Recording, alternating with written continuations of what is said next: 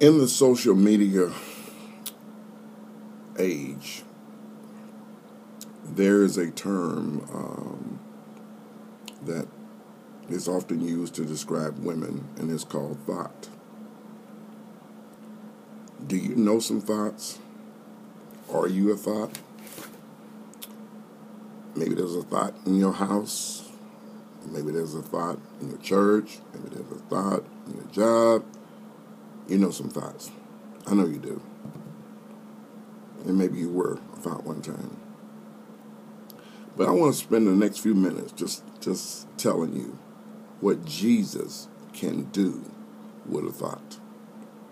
In the book of John, chapter 4, we have the story of a woman that came to the well one day around the noonday hour, which was the hottest part of the day, so she could avoid all the gossip and the whispering from the other women.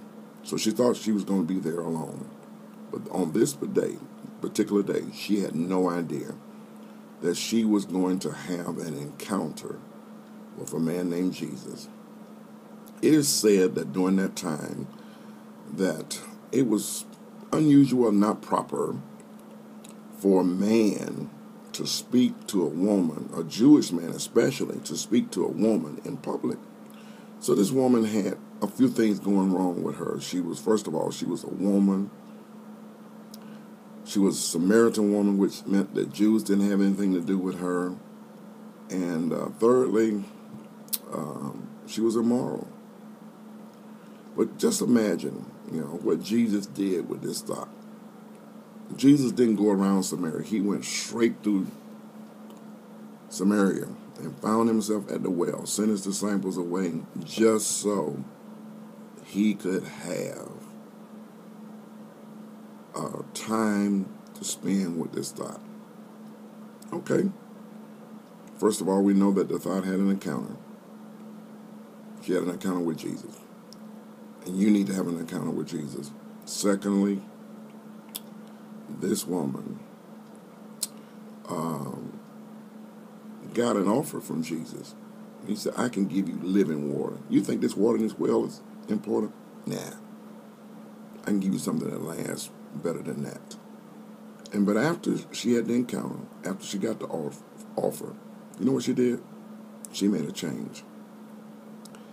And even though she had a reputation in town of being one of the worst women around, this same woman that was a thought, y'all, is what really got me. This thought, after she encountered Jesus and after Jesus offered her living water, she dropped her water pots and she went running back into town to try to get other people who had been talking about her to come see a man.